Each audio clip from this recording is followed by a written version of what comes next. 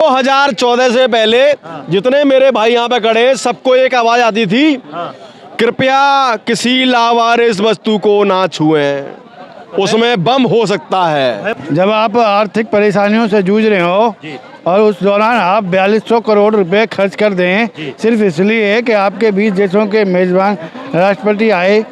जब हमारे देश में G20 का आयोजन हो रहा है, पप्पू कहाँ गया? कहाँ गया? इनको फ्री के खाने की आदत पड़ चुकी है, सुन लो। लेकिन आएंगे 2024 में राहुल गांधी फुल बहुमत के साथ। आज हम बात करेंगे G20 के सक्सेसफुल समारोह के बारे में। लोग बाग उसको लेके तरह तरह की बात कर रहे हैं, जहां एक तरफ विपक्ष उस बात को लेके काफ़ी सख्ते में है और तरह तरह के प्रश्न उठा रहा है, और वहीं कहा जाए कि जो मोदी सरकार है उन्होंने पूरी तरह से दावा किया और देश में भी इस बात की खुशी है कि G20 जो हमारा सम्मेलन था बहुत सक्सेसफुली रहा। जनता से जानेंगे उनकी राय कि कैसा रहा। सर, क्या नाम है आपका और आपको क्या लगता है जो लोग कह रहे हैं कि G20 का सम्मेलन था उसमें ओवर खर्चा हुआ है, इन सारी चीज़ों को लेकर आप क्या कहेंगे? बिल्कुल सही बात है। जब आप आर्थिक परेशानियों से जूझ रहे हो और उस दौरान आप 4200 करोड़ रुपए खर्च कर दें सिर्फ इसलिए कि आपके 20 देशों के मेजबान राष्ट्रपति आए, तो भारत के लिए काफ़ी महंगा तो है। तो उसमें देश के लिए आर्थिक व्यवस्थाएं भी आएंगी और जो चीज़ें हैं वो भी आएंगी, इंडस्ट्रीज आएंगी।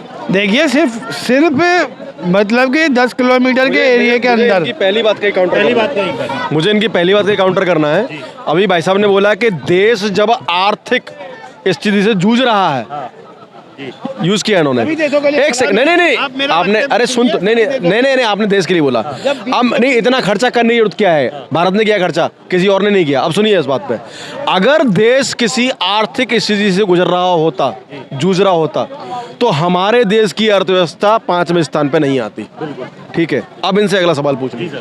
अगर भाई साहब जैसे ये कह रहे हैं, अगर ये ऐसी बात होती तो ये G20 शिखर सम्मेलन करने की आवश्यकता ही क्या पड़ती है? मैं तो कह रहा हूँ वैश्विक स्तर पर सभी देश 20 के 20 अभी आर्थिक समस्याओं से जूझ रहे हैं। आर्थिक स्थिति सही नहीं है कोरोना के बाद से, लेकिन ये कह रहे हैं कि हमारा देश तो मौज ले रहा है। हमारा देश, भाई साहब को शायद जानकारी नहीं है G20 है क्या।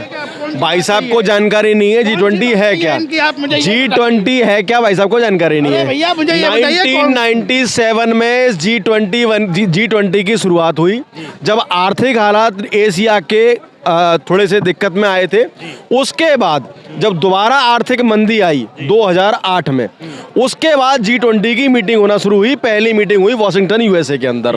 ठीक है, ये एक आर्थिक मंच है जहां पे आर्थिक समस्याओं को सुना जाता है, जहां पे सारे देश मिलके आर्थिक स्तर पे क्या किसकी कौन सहायता कर सकता है, उसके लिए ये मंच बनाया गया है। अब भाई साहब बोल रहे हैं इसकी आवश्यकता क्या थी, मैं इनको ये बोलना चाहूँगा। ये नहीं कह रहा कि इसकी आवश्यकता क्या थी, मैंने ये नहीं बोला। इतना रुपया खर्च करने की क्या आवश्यकता थी? 4200 करोड़ रुपया जो पब्लिक का पैसा खर्च हुआ है।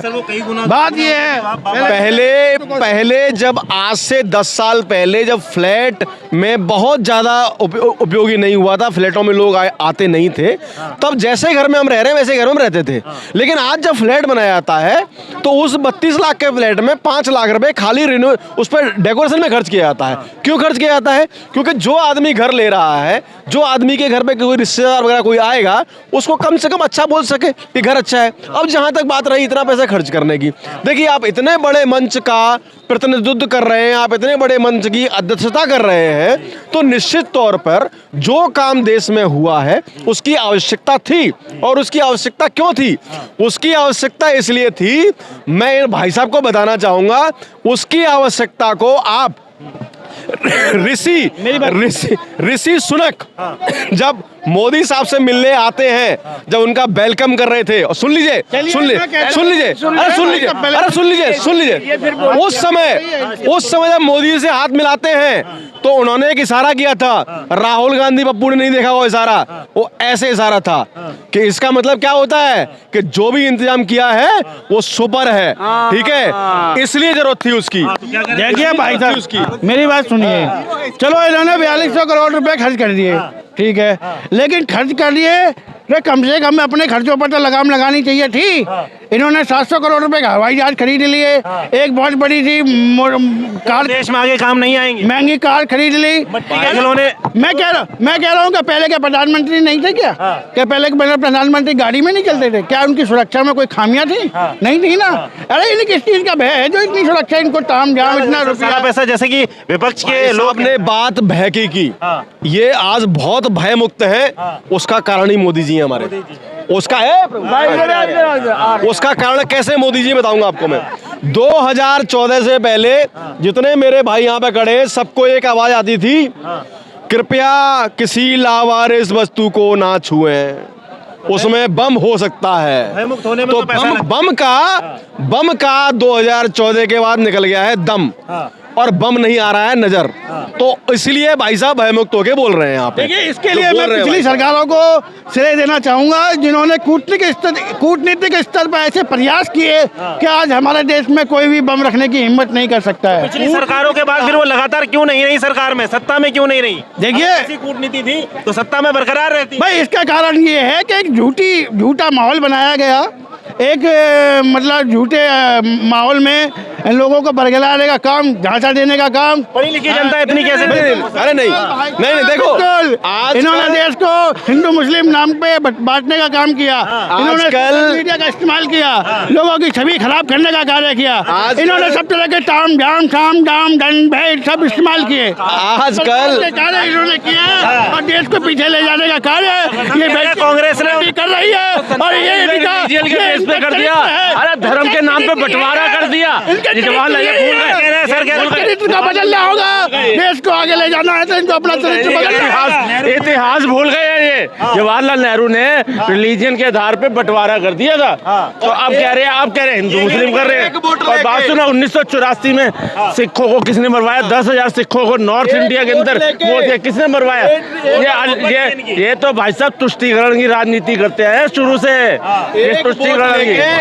एक वोट लेके इनके पप्पू के अब्बा का नानू देश का प्रधानमंत्री बन गया था। देखिए, एक वोट लेके। देशवासियों देखिए, ये इनकी भाषा का स्तर है। भाषा, मैं ये तो नहीं बोल रहा हूँ कि सारे मोदी चोर होते हैं, मैंने ये तो नहीं बोला, इनके पप्पू ने बोला सारे मोदी चोर होते हैं। कमांडर इन चोर किसने बोला? इनके पप्पू ने बोला। ठीक है, चोर चोरी कौन बोल रहा है? इनके पप्पू बोल रहा है। अभी जहर कौन उगल रहा है? सुनो, अभी जब हमारे देश में G20 का आयोजन हो रहा है, पप्पू कहाँ गया? जहर लेके यूरोप चला गया, और बराबर पप्पू वहां से जहर का फन मार रहा है देश में, बराबर फन मार रहा है। देखिए भाई साहब, जब ये संसदीय परंपराओं की हत्या करेंगे, जब संसदीय परंपराओं का गला घोटेंगे, तो एक विपक्ष का नेता क्या कर सकता है? एक बात रही विपक्ष का नेता फर्क नहीं पड़ता। छोटे मोटे जुगनू जो है ना, ये इनकी रोशनी से कोई फर्क नहीं पड़ता। सम्मान नहीं करते हैं भाई साहब, ये विपक्ष का सम्मान नहीं कर रहे हैं। जुगनुओं का कोई फर्क नहीं पड़ता। अरे भाई साहब, मोदी जी देश को गड्ढे में ले गए। सम्मान करते तो और क्या चाहिए? ये सम्मान नहीं करते हैं, सदन में जवाब नहीं देते हैं। इनको फ्री के खाने की आदत पड़ चुकी है, सुन लो। लेकिन आएंगे 2024 में राहुल गांधी फुल बहुमत के साथ आएंगे। फ्री को खाने की आदत पड़ चुकी है। किसको आदत पड़ चुकी है? सारे घमंडिया को पड़ चुकी है फ्री खाने की आदत। फ्री में दे रहा तो लेना नहीं। बताओ मेरे को, ये बताओ, नीतीश कुमार डिनर में गया अभी G20 समिट में, ठीक है, और कोई अशोक गहलोत को बुलाया, बेगेल को बुलाया, 3 मुख्यमंत्री, कोई भी नहीं गया। तो इसका मतलब क्या है? इसका मतलब क्या है? भाई साहब, वो इंडिया से है ना, इंडिया जो गठबंधन है वो परे है, दूर है। क्योंकि जब इंडिया बना, इंडिया गठबंधन बनाया, आई डॉट, तो वो है ना, उससे नाराज है वो। जैसे इंडिया, ये राहुल की पलटी मारने वाले, पलटी अब मार सकता है, मारना, लेकिन हम भी ये जोखिम नहीं उठाएगी उसको। बीजेपी भी बड़ा सोच समझ के करेगी, क्योंकि लालू ने उसका खेल बिगाड़ दिया। उसका नाम था, उसका देखो, वो बना था, उसने गठबंधन जब बनाया था, उसको लगा था संयोजक बनाएंगे पूरे, तो संयोजक बनने से उसका कद बढ़ जाएगा, और उसके बाद बिहार में सीट शेयरिंग ज्यादा होगी।